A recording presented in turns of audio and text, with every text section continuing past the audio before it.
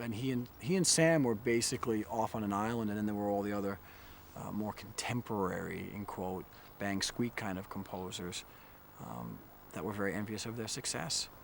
And then the critics would jump on that bandwagon and just call his works old-fashioned. Or the concept of even writing an opera, and Gian Carlo has written other works, but is known mostly for his operas. I would say in the 60s and the 70s, no real composer, and again in quotes, would want to write an opera. Now it's changed. In the last 6 or 7 years, now every composer wants to write for the Metropolitan Opera or City Opera or Santa Fe or whatever. Now they all want to do it, and they want to please the public again. But I would say in the 60s, 70s, and for a good part of the 80s, it was very in vogue, again, to be misunderstood and to write for an elite audience. I mean, we're already dividing a very small piece of the pie, like in classical music to begin with, when you consider how many millions of dollars, how many millions of people deal with the pop part of the business. So now we have this little thing called classical music, and if the critics are going to start dividing that little slice of the pie into little mini sections, and that's what they've done. They've already said, well, it's classical music, but it's accessible, popularized stuff, and so they just sort of trashed it. And they went for the more difficult to understand or more dissonant composers, as if that were a higher degree of musical intelligence. And the critics were selling that sort of stuff, and the universities were selling that sort of stuff. Lately, I think we've started to back away from it. Not so much the critics, but people's common sense is backing away from it. Well, when Gian Carlo arrived, it was the great days of the one patron or patroness writing the almighty check. When he went to Curtis, when Sam Barber was at Curtis, and Mrs. Bach, who was the head of Curtis, she basically owned the institution. And when she would write a check, if Gian Carlo and Sam said, oh, we want to go to Salzburg, we think we need to study. Then, one person just wrote a check, and she said, fine. They said they needed a place in the summer where they can compose, so they bought Capricorn. She just wrote out the check, and people didn't. Capricorn was a home up in I don't know, where is it, Westchester or whatever, upstate New York. And so when something was needed artistically, it happened. And in fact, his first opera, Amelia al Ballo, this always kills me, because nowadays if a young composer wanted to get the first opera done, they'd probably sell their soul to the devil. Well, in that case, Gian Carlo was in his mid-20s, and he wrote his first opera. And Mrs. Bach paid for performance. And guess who the conductor was? Reiner.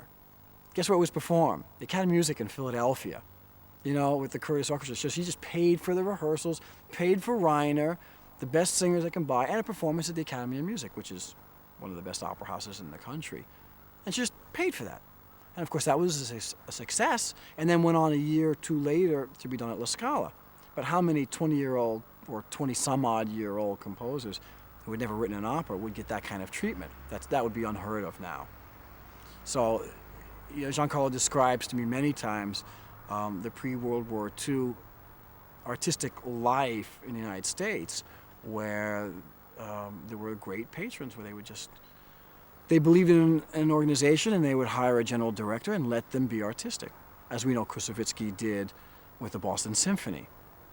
Who cares what board of directors there were? I don't think there was any board of directors. There was Koussevitzky and Natalie wrote out the checks.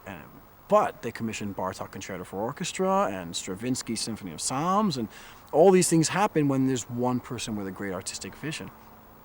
Whereas now I think he feels, I'm speaking for Gian Carlo, what he's told me, everything now is so board of directors oriented that who wants to be held accountable to all these things? If you have an artistic vision should be followed. I think there was a long period of time when all the opera houses were being built in the middle 1800s and the turn of the century, where the public was included, and the great wealthy families had a moral and social responsibility to promote the arts. Whereas now I think what we were discussing before, I think that the nouveau riche in the United States, whether they're basketball players or baseball players, aren't necessarily culturally literate. So that doesn't mean that they do bad things, but it's not the same. It's not the same. Now you have to go begging for corporate support, and there are very few of those big major donors, so you get a lot of small contributions, so they have to go and do tremendous outreach programs to try and get everybody in the community to give 50 cents, and then really hit the major corporate donors in order to try and pull off a season. Can you take us now into the 40s, the radio days, the television? That's really the 50s, when Amal was 50 in the console. I think what happened was Giancarlo was very, very lucky, because even what we know happened on Broadway in the 30s, where everything was sort of a review. But as the war was finishing, when Rodgers and Hammerstein wrote Oklahoma, that was like one of the first musicals that had a story from beginning, middle to end, where all the songs and dancing had a common theme. So in the late 40s, that became popular, and when Giancarlo started to write what he wrote in the early 50s, and Lucas Foss and Leonard Bernstein with Candide and Fancy Free, you were getting composers that were writing for the Broadway theater, writing in English, writing something that was in between opera, like Gershwin doing Porgy and Bess, but that was only 1937, 39. So that's still this period of writing, composers writing for the legitimate stage, no longer just doing song and dance, but really trying to write pieces. And Giancarlo was the right person at the right time. Obviously having some sort of Italian heritage and a great theatrical sense, but being a very literate composer, writing all of his own librettos, directing all of his own shows as well. Really a throwback Renaissance kind of man. I think a composer should compose to move himself and a public. I don't think that being expressive is a bad sign. I don't think that's being old-fashioned. I think for a long time, if you were dealing with emotions, it was considered old-fashioned. Again, I think hopefully that's changing. My relationship with Giancarlo, I've been fortunate to work with him because I believe he's a link to the past. He's one of the few remaining living people who knew Toscanini, who had seen these people. I think Giancarlo told me that one of his first piano teachers was Giordano's sister. Giordano wrote Andrea Chenier and Fedora, in Italy, so that's pretty frightening. And when you think about it, he's born 1911, and Puccini didn't die until 24, Mascagni didn't die until the 40s.